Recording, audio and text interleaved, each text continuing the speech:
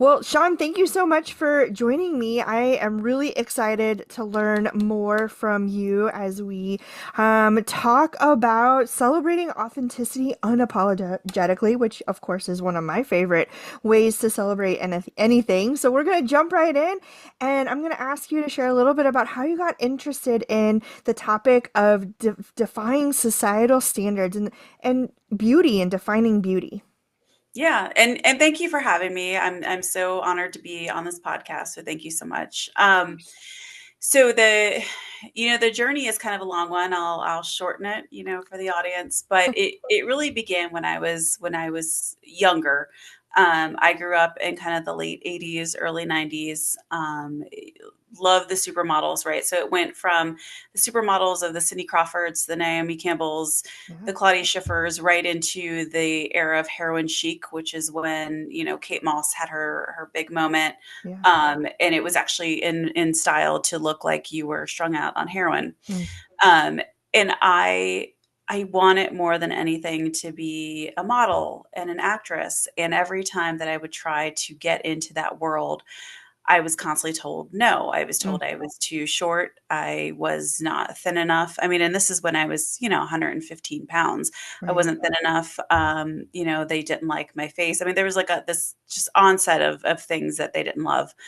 Um, and I also started to notice that friends of mine who weren't necessarily trying to model, but just, were just out trying to be girls, Yeah. constantly were saying horrible things about themselves. And Mm. we'd go to get ready to go out, and it was, I look fat in this. I hate the way I look. Why can't I look like this? And and so after years of that, and that on top of these toxic relationships, right, from not having that self confidence, allowing not only just men but other friendships to treat us poorly, I Mhm. started thinking as I got older, like, this is stupid. This is Mhm. dumb. Why do I feel like, and why do these people that I know and I love feel like they have to fit into this box when that box is such a small percentage of people in the Mm. world? Yeah. And so I had this idea of, like, wouldn't it be amazing to just have this fashion show that would just feature real women, not models, like different ages and body types and races, and just not have it be this stiff, walking down the runway looking like I hate my life, but this really fun event. And so that's what it started as. It just started as this event that, when at the time when I was at Kroger, they picked it up and said, hey, sure, we can go ahead and do it. If you can do it for $1,500, you can do it. And we did it. Love it. And I really walked away from that thinking, okay, this is it. I did it. It's amazing. People loved it. And it just continued to grow from there. And it grew and unbelievably when I was at Kroger. And then when I left Kroger, and everybody started emailing me and texting me and calling me and saying, well, what about Rocky Beauty? Like, Mm. what about Rocky? You can't end. Like, what are you going to do? You have to do more with it. And so I really, in my head, I really thought it would be impactful and that it was necessary, but I thought it was just me. And to Mm. see all of these women and girls come and say what an impact it had on them and how it made them look at themselves differently it was just amazing to me that it was something that was so in need, you know? Mm. Mhm. Mhm.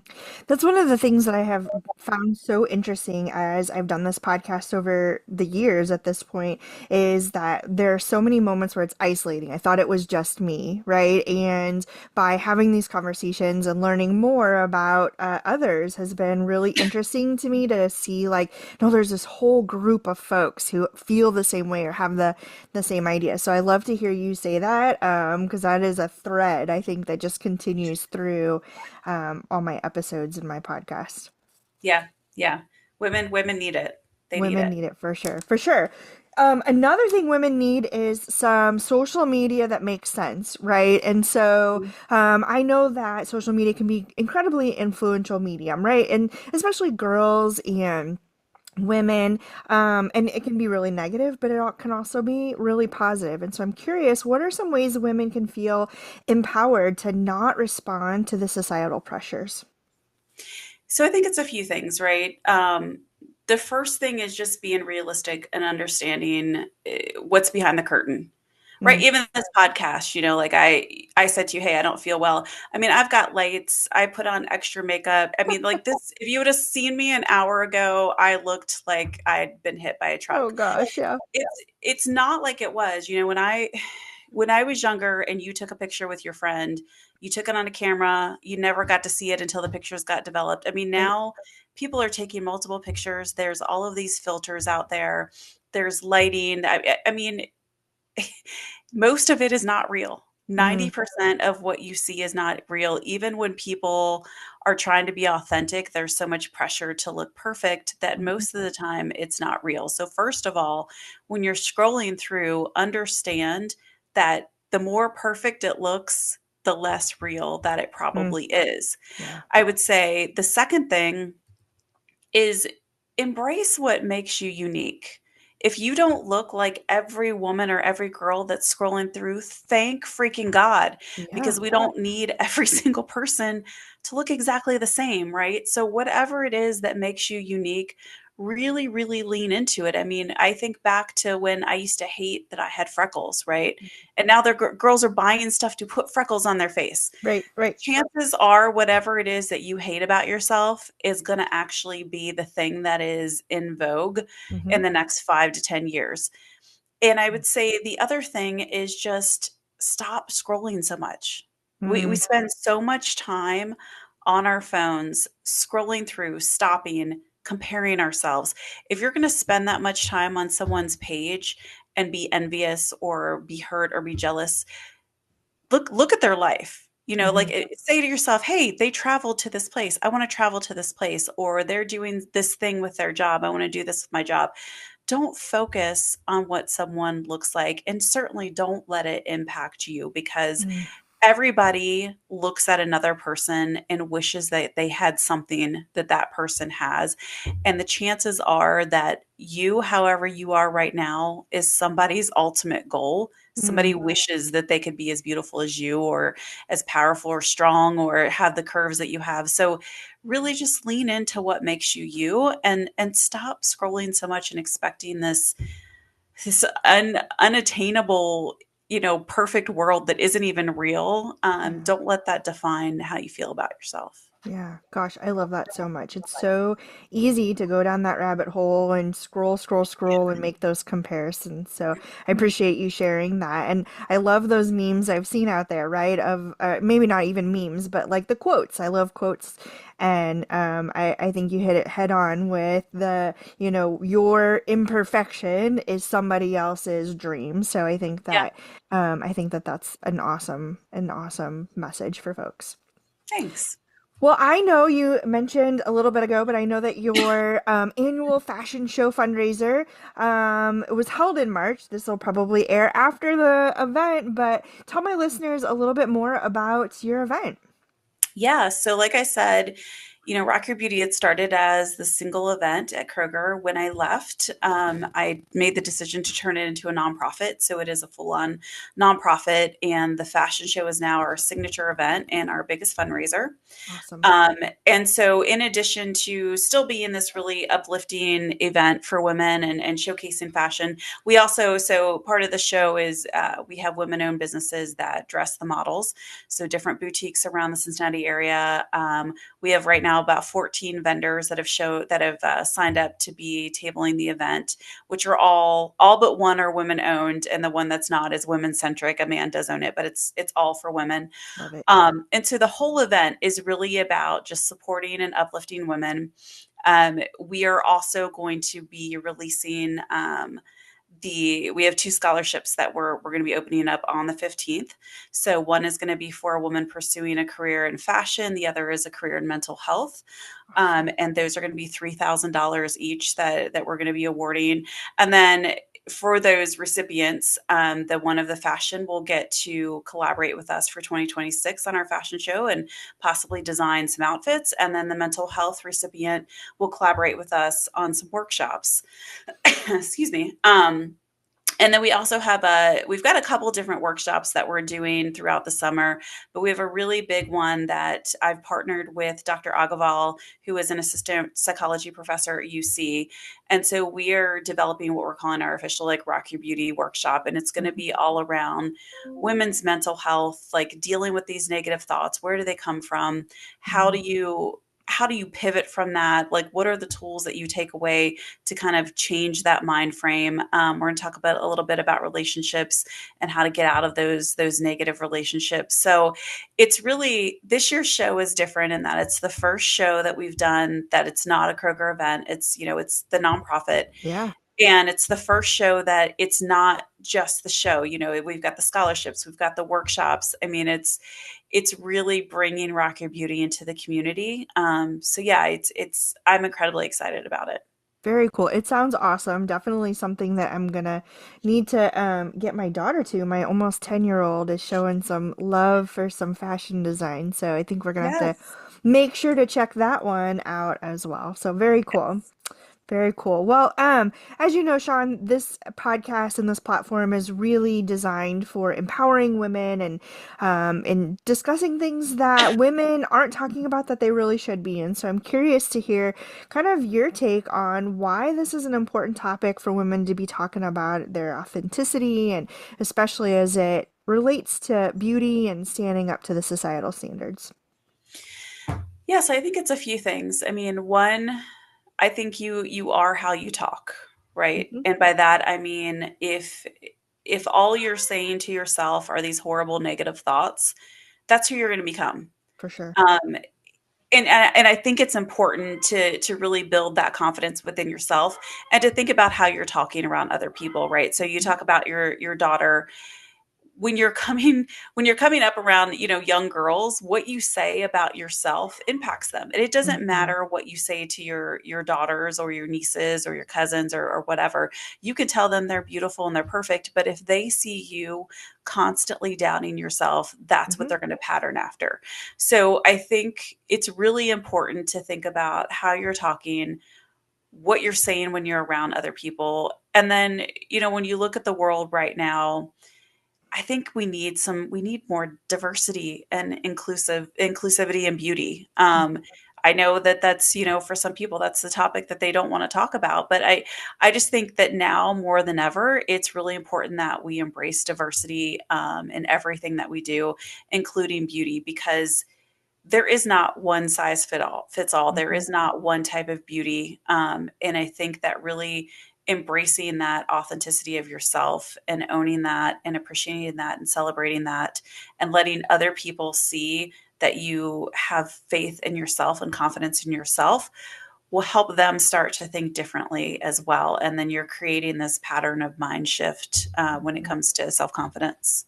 Yeah, I love that. It's all about the mindset, right? Like making sure we are very conscious in my family not to talk about body types, and it's a natural thing for kids, right? Like they want to Yeah. talk about body types, and so we make comments about not commenting on things, right? Because it's Yeah. not our story, it's not our business to talk about it. So it is amazing how much kids pick up on, and it really is a reflection. It has been a reflection to me on like, oh, they heard that from some place, Oh, and the yeah. home is probably a place where they may Yeah. have picked up on some of that. So yeah, that's really And helpful. it's difficult, right? Like as a woman, I'm just speaking for myself. Like there are Mhm. still days when I get ready or I'm going out or whatever, and I'll look at myself and I'll want to say something bad, Yeah, right? Because just as being human, there are just days you look at yourself and you're like, oh God, like why? for Why sure. did I eat 5 pieces of pizza last night? Why did I do that? That was a horrible idea.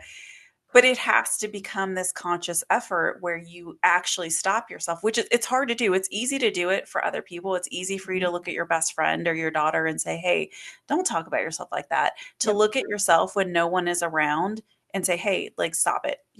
You're not gonna go there is Hmm. incredibly difficult to do, but it is so incredibly powerful Hmm. because the way that your day will play out if you stop that mind frame right away and kind of reframe it in a more positive way versus letting yourself feel horrible and say those horrible things, Yeah. like it is just night and day how Hmm. differently you're going to feel throughout your entire day.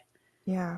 Yeah, I love that. I love that you said that you would stop your friend from saying something like that, right? But you don't necessarily stop yourself. One of the phrases we have in my house is, don't talk to my friend that way, right? So if somebody says something bad about themselves, usually there's someone in the family that says, don't talk to my friend that way. And it's just a reminder that we wouldn't say that to our friends, and we're not going to say that to ourselves either. I So I love that. love that you full circled that for me and for my household. That's awesome.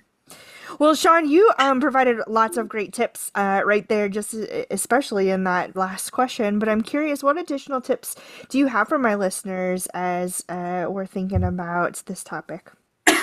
Yeah. Excuse me.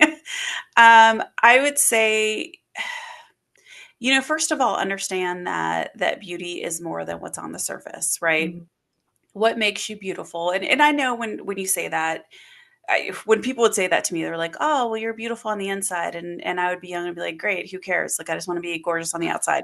And sure. that's how a lot of people think, but it really is true. It is more than how you look on the outside. It is, what are you doing in this world? What kind of person are you? What kind of friend are you? What kind of daughter or mother or sister are you? The world doesn't really need more perfection and aesthetics, right? We've Mm-hmm. got plenty of so-called perfect people out there. What we do need is more perfection in basic humanity. So it doesn't mean don't take care of yourself, don't care about how you look. Absolutely take care of yourself. Absolutely care about how you look, but understand that how you look is never going to allow you to make a mark in this world. Mm-hmm. No, you're never going to make a mark with your beautiful hair and your beautiful face, and your beautiful Right. body.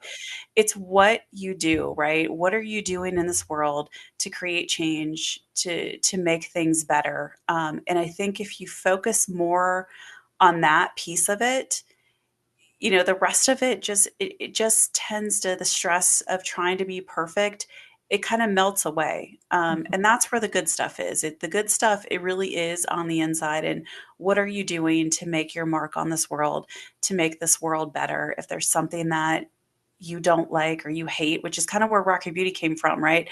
I hate it that my friends felt that way. I hate it that I felt that way. So if you hate something, you don't like the way it is, what are you doing to change it? And Mm-hmm. let your focus be on that and not on trying to be this incredibly perfect person. Mm-hmm. I think that would be my biggest piece of advice. Yeah, I love that. I love that. Perfection in basic humanity. I wrote that over here on my little notes, and I'm gonna probably use that because that really stuck with me. So thanks for that little nugget of information. Yeah. Yeah, well, Sean, it's hard to believe that our time together is coming to a quick close here, and so I'm curious what kind of final thoughts you have for my listeners. Final thoughts. I think final thought really would be just a reminder that life is incredibly short. Mm, When you are young, people can tell you this a million times and you're always going to laugh it off and say whatever because you're young, but it is incredibly, incredibly short. And I would just say, don't waste all of your life trying to be perfect. mm, Live your life, have the fun, eat the cake, grab the bathing suit, enjoy your life. You want the memories of your life when you look back to be fun. You want there to be joy. You want there to be laughter, not stress and sadness and just, feeling isolated. You want beauty in your life.